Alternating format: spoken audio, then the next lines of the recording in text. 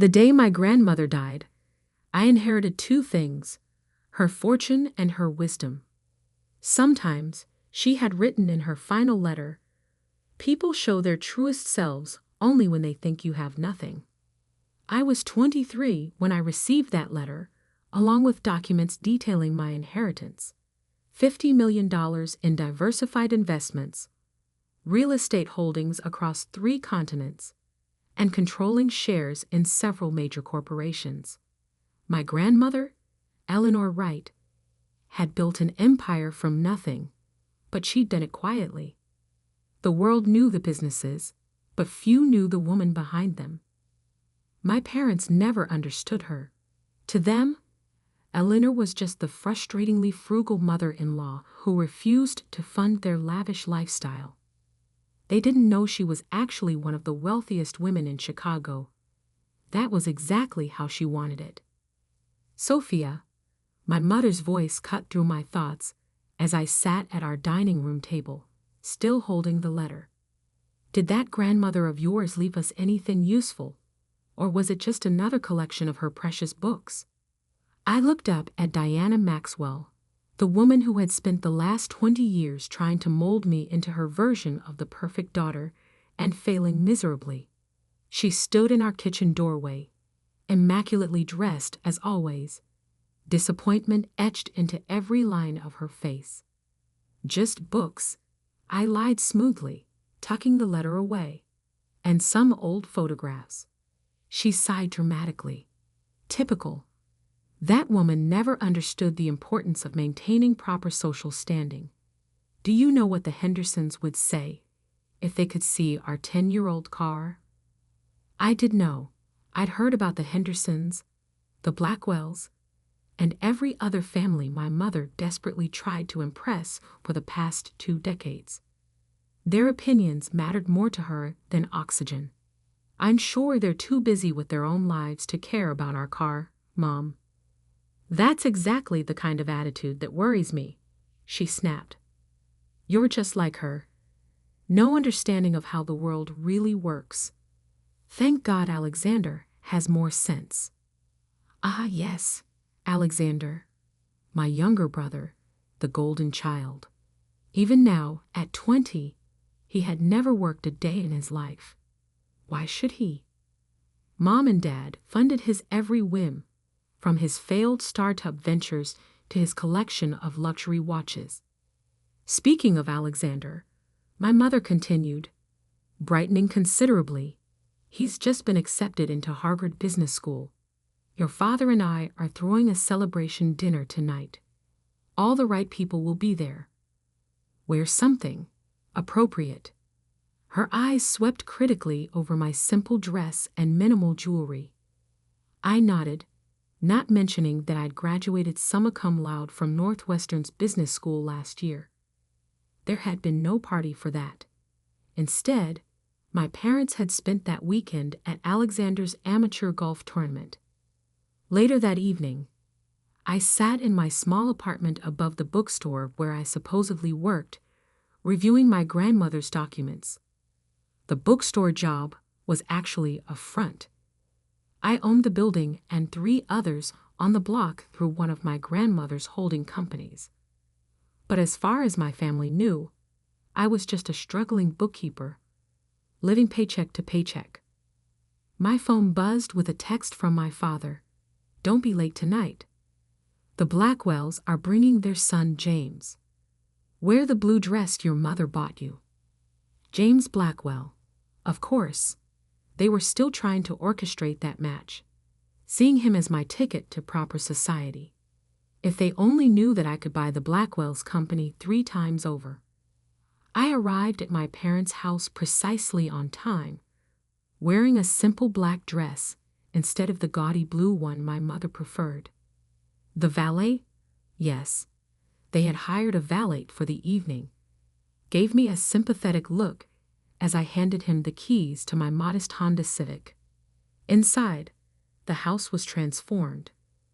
Crystal champagne flutes caught the light from the grand chandelier, elegant flower arrangements adorned every surface, and the air was thick with expensive perfume and pretension. Sophia.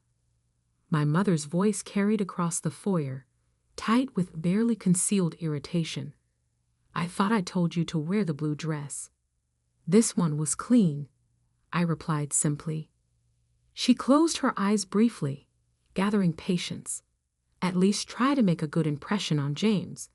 His family's company is very successful. I bit back a smile, remembering the report on my desk about Blackwell Industries' recent financial troubles. Their success was mostly smoke and mirrors at this point. Alexander chose that moment to make his entrance, drawing every eye in the room. He wore a perfectly tailored tuxedo that probably cost more than my supposed monthly salary. "There's my boy," our father boomed, clapping him on the shoulder, Harvard Business School's newest star. I watched as person after person congratulated him, praising his natural business acumen and brilliant mind. None of them seemed to remember his 3 failed businesses, all funded by our parents' increasingly strained resources. James Blackwell sidled up to me, champagne in hand. "Sophia," he smiled, all white teeth and practiced charm.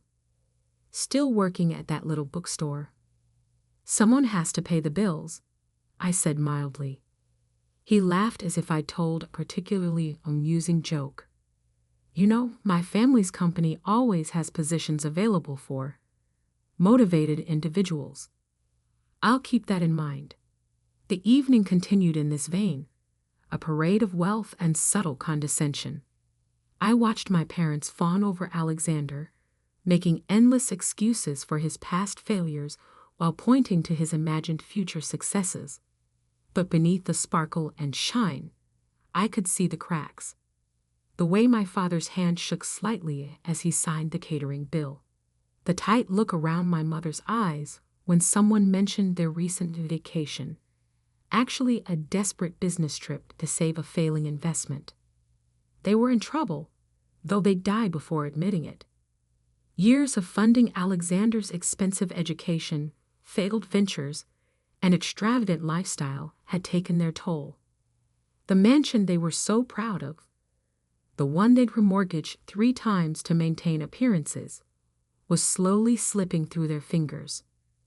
What they didn't know was that I'd been watching, waiting, and quietly buying up their debt through various shell companies. Every desperate loan, every refinanced mortgage, I owned them all. As I drove home that night in my sensible Honda, I thought about my grandmother's words. People do show their truest selves when they think you have nothing. And soon, very soon, my family was going to show exactly who they really were. The signs of my parents' financial collapse became impossible to ignore, even for them. It started with small things. The household staff was temporarily reduced. Their country club membership became inactive. And suddenly my mother discovered a passion for vintage fashion. But Alexander's lifestyle never changed. Even as the family finances crumbled, my parents continued funding his every whim. The day I saw him drive past my bookstore in a brand new Porsche, I knew they had finally hit rock bottom. I was in my real office, not the cramped bookstore back room where I pretended to work, but my actual office on the 47th floor of downtown Chicago's most prestigious building. As CEO of Wright Investments, I had a perfect view of the city my grandmother had helped build.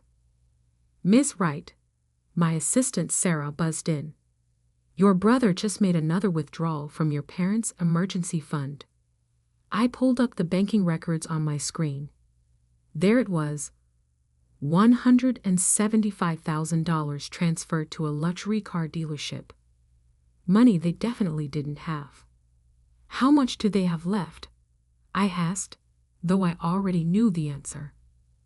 "Less than $50,000, Mom. And their mortgage payment is due next week." I leaned back in my chair, thinking about the careful web I'd woven over the past year. Through various holding companies, I owned not just their mortgage, but all their outstanding debt. Every credit card, every loan, every desperate attempt to maintain their facade of wealth. I controlled it all. Schedule the foreclosure notices, I instructed Sarah. It's time. The next morning, I arrived at the bookstore early, knowing what was coming. Right on schedule, my mother burst through the door, her designer handbag genuine but last season. Sophia. Her voice was shrill with panic. Something terrible has happened. The bank. They're saying they're going to foreclose on the house. I looked up from the ledger I was pretending to review. What? How is that possible? Your father. There have been some business setbacks. But it's just temporary. We just need a little help. She reached across the counter, gripping my hand. Darling, how much do you have saved? I almost laughed. After years of mocking my little bookstore job, she was now eyeing my supposed savings like a lifeline. Mom, I make $35,000 a year. After rent and bills, I'd barely save anything. Her face fell. But surely you must have something. An emergency fund? I have about $3,000 saved. I lied. But that's everything. We need it, she said immediately. Just until your father's deals come through. Alexander has some very promising ventures in the works. I sat back studying her. What about Alexander's new Porsche? Couldn't he sell that? Don't be ridiculous, she snapped. He needs to maintain appearances. How else will he attract the right kind of investors? And my appearance doesn't matter. That's different. She waved her hand vaguely. You're just not in those circles anyway. In those circles, I thought about the charity gala I'd be hosting next month as Eleanor Wright's heir, where half of Chicago's elite would be in attendance. But my mother didn't know about that. I'm sorry, Mom. I can't empty my savings account. I need to pay rent. She stood up, anger replacing desperation. How can you be so selfish? After everything we've done for you. What exactly have you done for me? The question hung in the air between us. For a moment, confusion crossed her face, as if she were genuinely trying to remember any significant thing they'd done to help me succeed. We gave you a good home, an education. The education I paid for with student loans, you mean? The same loans you refused to help with because you were funding Alexander's third startup. That's not fair. Alexander has vision. He just needs support too. Get out. My voice was quiet but firm. Excuse me. Get out of my store, Mom, and don't ask me for money again. She left in a fury of slammed doors and threats, but I wasn't worried. Everything was proceeding exactly as planned. That evening, I received another call, this time from my father. Sophia, we need to discuss this situation like adults, he began, his business negotiation voice in full effect. Your mother tells me you were quite unhelpful today. I can't give you my savings, Dad. Now listen here, young lady. This family has a reputation to maintain. We can't have the house foreclosed. Do you have any idea what that would do to our standing? To Alexander's prospects? I thought about the foreclosure notices being prepared in my lawyer's office at that very moment. Maybe Alexander could help? He just bought a new Porsche. He must have money. That's different. That was an investment in his future. He needs to project success to be successful. And what about my future? He sighed heavily. Sophia, let's be realistic. You work in a bookstore. Your future is, well, it's already set, isn't it? But Alexander has real potential. The words stung, even though I'd heard variations of them my entire life. I'm sorry, Dad. I can't help. then you're no daughter of mine." The line went dead. I sat in my luxurious office, looking out over the city lights, and smiled. Soon they would learn exactly what kind of daughter I was. The bankruptcy hearing was scheduled for 9:00 a.m. on a crisp October morning. I arrived early, watching from my car as my family pulled up in Alexander's Porsche, apparently the only vehicle they had left. My mother's designer outfit was pristine, but last season. My father's suit looked tired, and even Alexander's usual smirk seemed strained. They hadn't seen me yet, didn't know I was here. As far as they knew, their wayward daughter was still counting pennies at her bookstore. I waited until they entered the courthouse before following. Inside my briefcase were documents that would change everything: proof of ownership, transfer records, and the truth about who really controlled their fate. The bankruptcy courtroom was already filling up. Chicago's elite had come to witness the fall of the Maxwell family. My parents sat in the front row, heads held high despite their circumstances. Alexander slouched beside them, tapping on his phone. "All rise," the bailiff called as Judge Marion Wheeler entered. She was known for her no-nonsense approach to bankruptcy cases, particularly those involving what she called self-inflicted financial wounds. Case number 2847, Maxwell Family Bankruptcy Petition, she announced, reviewing the papers before her. "I see the creditor's representative is present." This was my cue. I stood up from my seat in the back, straightening my channel suit. Not that my family would recognize it as such. They'd never seen me wear anything but off-the-rack clothing. "Yes, Your Honor."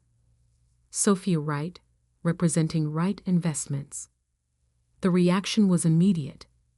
My mother's perfectly maintained facade cracked as she whirled around. My father's face went pale, and Alexander actually dropped his phone. "Sophia." My mother's voice was barely a whisper. I walked to the front of the courtroom, placing my briefcase on the creditor's table. "Good morning, Mother. Father. Alexander." "What is the meaning of this?" my father demanded, starting to rise before his lawyer pulled him back down. Judge Wheeler banged her gavel. "Mr. Maxwell, you will maintain order in my courtroom. Ms. Wright, please proceed." "Your Honor, Wright Investments holds all outstanding debts of the Maxwell family, including their primary residence mortgage, personal loans, and credit accounts. The total sum is approximately $12.7 million. "That's impossible," Alexander blurted out. "Sophia works in a bookstore." I smiled. "Actually, I own the bookstore, along with the building it's in, and most of the block. I'm the CEO of Wright Investments, formerly known as Eleanor Wright Enterprises." The courtroom erupted in whispers. My grandmother had been a legend in Chicago business circles, though few had known her face. "Order," Judge Wheeler commanded. "Ms. Wright, continue." 3 years ago, I inherited my grandmother's entire estate, valued at approximately $50 million. During that time, I watched as my parents repeatedly refinanced their home to fund my brother's failed ventures and maintain their lifestyle. Through various holding companies, I purchased all their debt. My mother was openly crying now, her carefully applied makeup running. My father sat frozen, perhaps finally understanding the magnitude of their situation. However, I continued, "I'm not here to demand immediate repayment. I have a proposal." I withdrew a document from my briefcase. "I'm willing to restructure all outstanding debts under the following conditions. First, Alexander's spending privileges will be completely cut off. He'll need to find actual employment, not another startup opportunity." Alexander jumped up. "You can't do this. I'm your brother." "Sit down, Mr. Maxwell." Judge Wheeler ordered, "Continue, Ms. Wright. Second, my parents will undergo financial counseling and maintain strict budget oversight. Third, they will sell the mansion and move into a more modest home, which I have already purchased for them." "This is ridiculous." My father finally found his voice. "You're our daughter. You can't treat us this way." I turned to face them fully for the first time. "Can't I? For 20 years, you treated me like I was nothing. You mocked my job, dismissed my achievements, and poured every resource into Alexander, while leaving me to fend for myself. When you needed help, you demanded my savings, all $3,000 you thought I had, without a second thought. We gave you everything," my mother protested. "No, Mother. You gave Alexander everything. I built this myself. Or rather, Grandmother helped me build it. She taught me that true character shows when people think you have nothing, and you've shown yours very clearly." Judge Wheeler reviewed the proposed agreement. The terms seemed fair, considerably more generous than standard bankruptcy proceedings. "Do the Maxwells wish to accept?" My father's lawyer whispered urgently in his ear. They really had no choice. It was this or lose everything. "We accept," my father ground out. "Excellent," I said, retrieving more documents. "Here are the keys to your new house. It's a lovely 3-bedroom in Laken Park. The moving company will arrive tomorrow." "Oh, and Alexander?" I turned to my brother. "The dealership has been instructed to repossess the Porsche. I've arranged for a used Toyota to be delivered instead." The next hour was a blur of signatures and legal proceedings. My parents barely looked at me, their shame and anger palpable.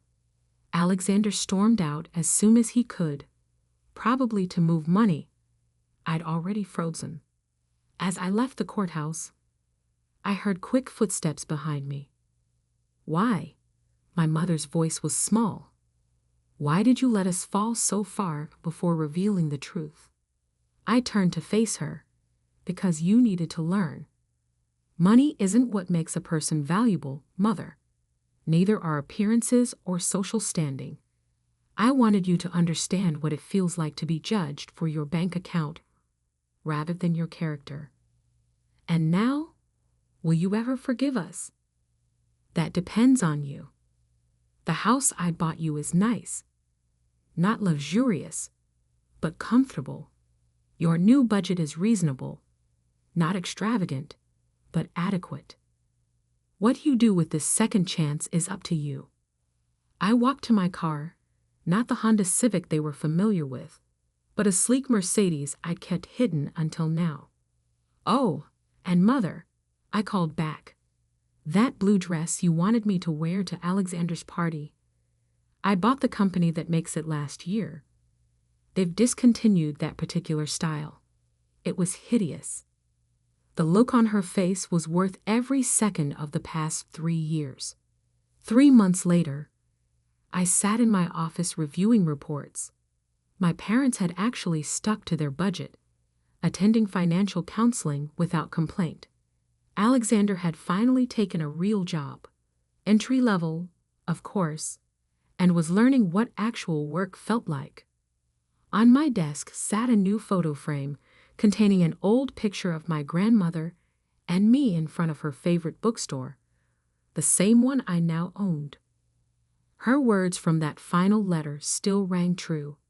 Sometimes people show their truest selves only when they think you have nothing. But she had taught me something else too. Sometimes the greatest power lies not in wealth itself, but in choosing when to reveal it.